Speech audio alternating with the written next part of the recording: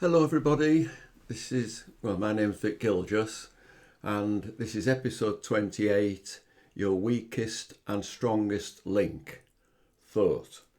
So it is all about thought and the fact that it can make us or break us.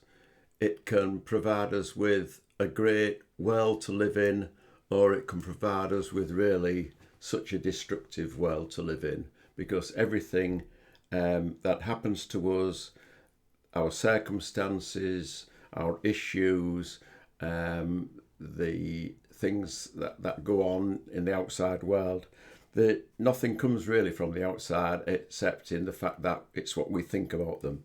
And so if we can understand what is really going on here, that we have our view of things and that it's inside out, not outside in, then that can help us.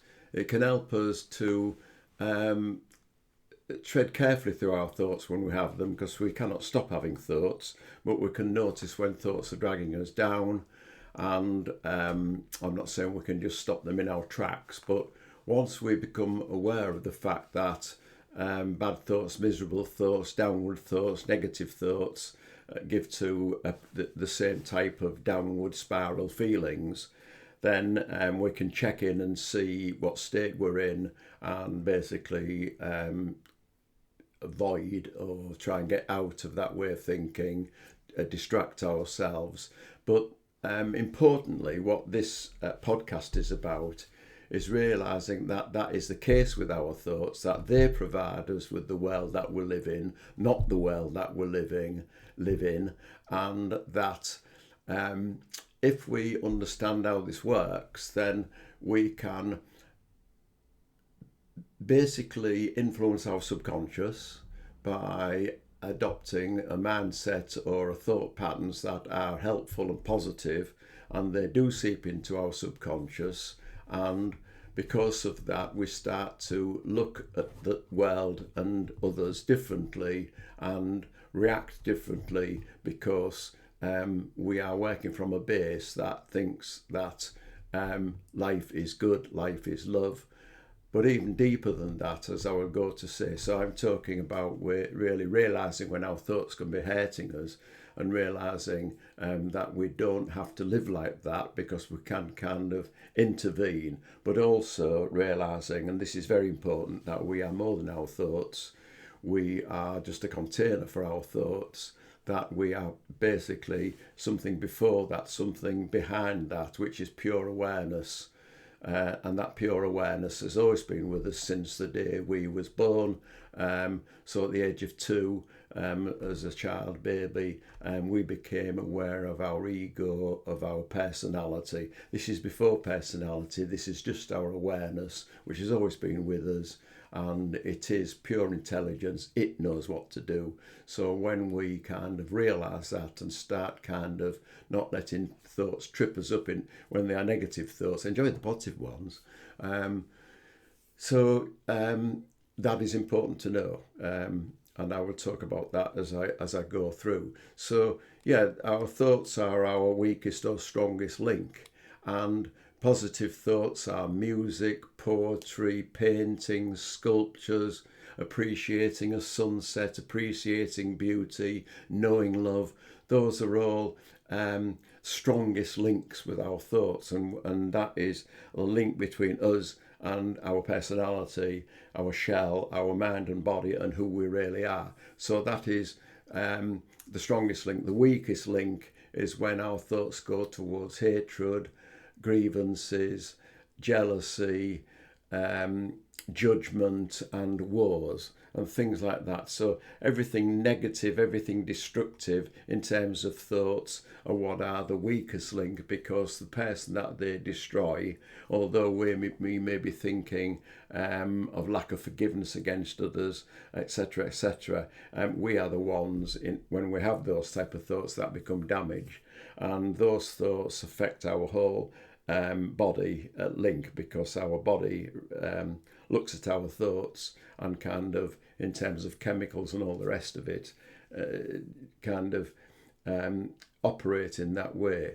And I know it sounds a daft kind of way to look at things, but Well, the way I look at it is that if you can imagine, if you were under the Nazis in the Second World War and you were be pointed at rifle point, gun point, to stand in a trench to be shot with lots of others, then we're not in that situation. We can wake up in the morning and we can have a cup of tea and we can say the whole day is in front of us. This is life. I'm going to get out in life because I've got life, and we can get what we can from life because life is still in us. And when we're working from that, because we're lucky to be working from that compared to much worse situations, that I just referred to. I'm sorry about that bad example, but that is the case. We've got life and we've got hope, and we've got all this type of stuff, and that's why I'm doing these podcasts, is to help you with your well-being and happiness, and also doing it for myself. So just get on with what I'm talking about now. So I was listening to a program the other day of Amy Johnson, and she was talking about certainty thoughts being so untrue. So certainty thoughts may be, well, that over my dead body, or this'll never happen, or this is the way it is, it can't be any different. Those type of, we actually believe that to be the way it is. And relative of mine says, well, we are where we are. Well, of course we are, but it doesn't mean to say that we have to accept that, because it's not necessarily true. We think we are the way that we are, and how we think can greatly influence how we move forward. So I'll tell you a little story. A friend of mine, he had a job at a company, and it was a family-owned company, and the two people at the top, and he was fairly senior in this company, were giving him a bit of grief. It was it was all political, and he'd been working there for a few years, and he came to see me, and he was really very worried indeed, and he was worried about, he thought, losing his job, because these two directors of the company had asked to meet him outside of the company at a hotel to discuss things with him. And he said to me, so I invited him in, this is what he was worried about. Well, basically he said, I think I'm going to get the sack, Vic. I'm going to jump before I'm pushed. And so I said, come in, let's have a cup of tea, let's talk about it. And as yet, he had not been given even a first warning. So that was I don't know much about the law, but at least I thought, that should have happened, and that hadn't happened. So there was much room for manoeuvre. So I said, well, look, turn up at the interview and keep your trap shut. Certainly don't say, look, I'm handing me notice. I know you probably think X, Y, and Z about me, and you think I'm not doing my job right, because this is what he was telling me. I think they think. And so he went. So I had this chat with him, and he went, and he said to me, lovely, because he really did trust me, it was nice. And he came straight back to me after the interview about an hour and a half later. And he said, well, I'm amazed. He said, I just kept my trap shut. And he said they hesitated about why we were meeting here. And then in the end, they spat out, we're here just to ask you how you feel about things and how you think things are going. But actually, they did say, we think you're doing okay, right? And so it was just this kind of pally-pally chat. But the real reason, in my view, and he thought so too, was to scare him in the first place. And if he'd have gone in certainly with, well, I'm fed up with this and I'm fed up with that and I'm going to leave and I think this of you, and he would have, I'm going to hand me notice in, they would have accepted it, because I think the real truth there, and we don't know, just a thought, was that they were kind of pressurising him.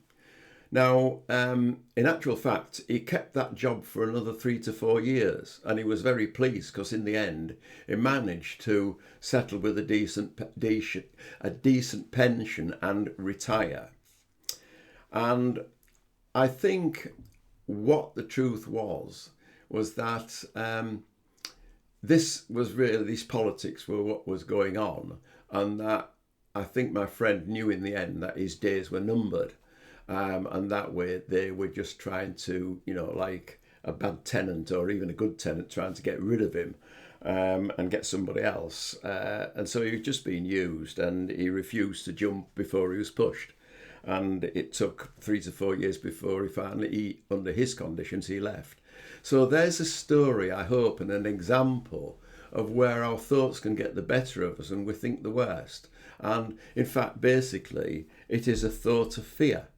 And when we jump to that thought and obey that thought and go along with that thought, we've got to realise that we go along with a mirage, because fear is not real, and because our thoughts are not real, they're just an illusion. They're what we make up based on what we think is the truth, and that is just what we think, just our take on things. Another story I've got like this about how thought, and I'm talking here about the weakest link side of things, where we think the worst, and that certainly does impinge upon us, because if we think the worst about ourselves and think the world thinks badly of us, then we're always going to be in a weak position, because what you believe, what you think, what you believe is what you get, because that's what you look through your conditioned eyeballs. And so this is the story of my daughter, Maria. I've got 2 lovely daughters. And Maria, she had left university and was going for job interviews. She had a good degree and she was being unsuccessful, and she was getting very frustrated. And she had a chat with me about all this. And I asked her kind of how, what was it like being interviewed? What did you say? What did they say? What was the mood music? And in the end of that, she concluded that one of the things that she was doing was at the end of the interview, and near the end, when they always come over with, have you any questions to ask us? At the back end of that, she kind of looked for a kind of a hint of whether or not they were going to offer her the job. And my view was that this was a coming from lack. Because if you thought you were the best person for the job, and if you thought you were the best thing sliced bread, you wouldn't be asking that question. You'd be saying to yourself, well, they're bound to give me the job, or they're bound to want me to have the job, because look at me, I'm so, I think you've got to go in with this positive attitude instead of a poor me attitude, and I hope you'll give me a job, please, sir. And so she refrained from being that type of person at the next interview. And so when it come to the end of the interview, and what do you think about this, what do you think about that, and have you any questions, she never even moved towards saying something like, well, what do you think of me, or might I get a position here? And so and it went quiet. And she said, well, I'll be going now. And they said, okay, cheerio. And what she said to me was, she walked out of the factory, because it was a factory manager job that she was after. She walked out of the factory, and the interviewer ran through the car park towards her and said, look, do you want this job?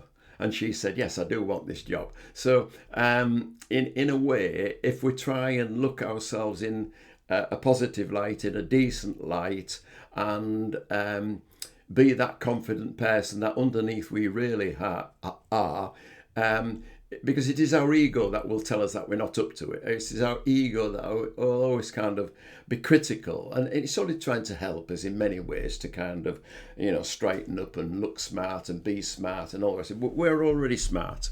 We're already okay, as I will hope to explain as I'm going through this. So where are we now? So yeah, I gave a book of mine that I'd written about 5 years ago to a person at my Keep Fit class, and it was called A Wonderful Life. And after I'd given it to this person, it just popped into my head that one of the chapters, and it was a chapter on self-esteem, I had not really concluded it in my mind in the right way. Again, it's just thought. But I should have said, your self-esteem is just a thought. And if you believe that you've got low self-esteem, that's what you will exhibit. That's what you will show to the world. And I'd never said that. I'd never said that at all. And so I just added to this person that when you read that chapter, I just, conclude with, it's just a thought. And if you think you have good self-esteem, and look at the attributes of good self-esteem, and kind of be aware that you really do have these qualities. You're going out into the world, not trying to project a weak image, but a strong image, because you really believe that your esteem is quite high. And so that's what I mentioned to this person. But in that, I looked at that book and, at that chapter. And what came up was we create what we think about. And that is so true. That is our propaganda, that is our story, that is our take on things. And of course, if we believe that, it's like brainwashing, we will always see what we believe. And it will confirm what we believe, and then we keep on believing what we believe. It's a self-fulfilling prophecy. And so why go along that route? Why not be more open-minded? Because when you're open-minded, you're open to new thought coming, fresh thought, which is creative, instead of the old beliefs and old thoughts, processed thoughts that we always have. Anyway, in this particular book, I quoted from Paul McKenna, famous hypnotist and apparently a great guy, who wrote a book called I Will Change Your Life in 7 Days. And one of the phrases that he used in the book, which is his, apparently, and I'll read this out, is, our real selves are like diamonds. Unless we grow up, they get covered up in a lot of horse shit. So we put nail varnish on top of the horse shit to try and make ourselves more attractive to the world. Sorry about the horse shit word, but that's in the book. And as I've just said, the truth is you are what you think you are, and as the phrase or what Paul McKenna came up with, just to finish that off. If we spent a little bit of time digging away at the horse shit, people would see that we're really diamonds, and we wouldn't need any nail varnish. Now, that's true. So how often do our ego tell us we're not up to it, or not right, we're not beautiful enough, or clever enough, or rich enough, or whatever enough. And so we try to put on a front. And that takes a lot of energy to do. We always do this. So why not just be yourself? Why not turn up as yourself? Because yourself, in actual fact, as Paul McKenna said, underneath we are really diamonds. And the diamond basically shines and is the truth, and it cannot be harmed. It's so tough and strong. So, now then, in that chapter that I wrote on self-esteem, I talked about the subconscious. So I knew a little bit about this through my hypnotherapy days. And in a trance mode, our subconscious believes what we tell it in a trance state. And so if we tell our subconscious things are okay, it will accept that they're okay. And if you keep doing this, it kind of impinges upon the subconscious. This is true. I'm not saying this is true. What I'm saying is that this happens because I've witnessed it. So when people, and this is through basically why people have done affirmations in the past, and this is why we like listening to positive music, the hero in ourselves and all the rest of it, the one we love. And so because it is a self-affirming, and it sinks into us that all this stuff is true. And it is true because we know that love is true. That's why we know beauty is true. That's why we know we are the strongest link when our thoughts are, when we think this way. So, looking at my notes again, is when our subconscious absorbs this, we start to feel bit by bit a little bit better, because our thoughts are a bit better about ourselves and the world. And this is reflected in the way in which we live in the world. Now, I'll conclude all this by going to before thought, because there is our essence, which is our awareness, is before thought. As I said earlier, it's always been with us, it's always been there. And it is energy, the energy of life that is within us, and it's got intelligence within it. So when we kind of take our thoughts less seriously, and we roam away from them being true or them being in control of us, and we'll look to something that is even stronger than the strongest link in thought, is what can come up through our knowing. And so what I mean by knowing, there is a difference between thoughts about X, Y, and Z and a knowing. A knowing is the truth. It comes through from you. It comes through your awareness. Comes as a knowing, and that is the truth. Now, yesterday I went to see a film called The Life of Chuck, and it's from a short story by Stephen King. I was a little bit confused by the film, but I still enjoyed it. And in the film, and I don't want to give any spoilers here, but I'll just say one thing about it. This Chuck, when he was a young boy, his teacher, he had like an English teacher or a poetry teacher, and in the class, the poetry teacher is trying to keep control over these unruly kids, and reads a poem that none of the kids appreciate, and when it's break time they all dash out, and Chuck, the little boy, goes towards the teacher and says, "Well, miss, I enjoyed that poem." And she says, "Oh, I'm pleased you did. It's a quote by Walt Whitman." And she gives him the quote. But before she gives him the quote, well, I'll do the quote now. And the quote is from Walt Whitman. The poem is, or the prose are, "Do I contradict myself? Very well then, I contradict myself. I am large. I contain multitudes." Wow, that's fantastic. Do I contradict myself? I do. I am large. I contain multitudes. Well, I mean, I've read the rest of the poem. So I went into the computer thingy and Googled it. And that still jumps out at me, we are multitudes. I contain multitudes, because we do. Inside that container of awareness that we are, our mind and our body, that awareness contains multitudes. It contains good, bad, indifferent, hate, love. It contains all those strongest link and weakest link thoughts. But it doesn't matter, because it's contained within the wholeness of life, which is us, which is pure awareness, which is oneness, which is life energy. And that is so wonderful. And this teacher holds Chuck's head in the film and says, "Between my hands, what is between my hands?" And Chuck says, "Well, it's my brain, my mind." And she says, "No, inside that is multitudes.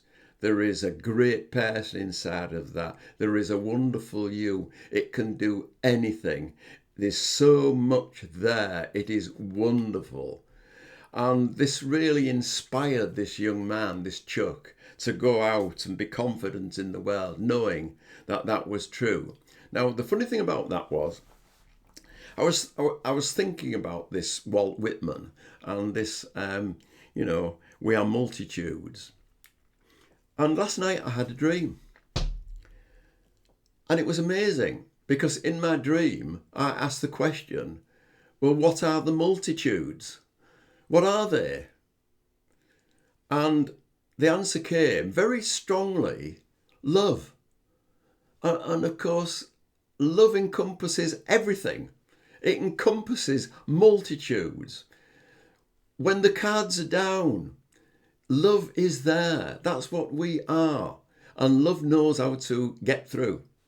And so I'll conclude on that, just saying that you are more than your thoughts. You are a container. You are awareness. You're intelligent life energy. You are multitudes. You are love. So I hope that's been helpful, and thank you very much for listening and watching, and take care. My love to you all. Thank you.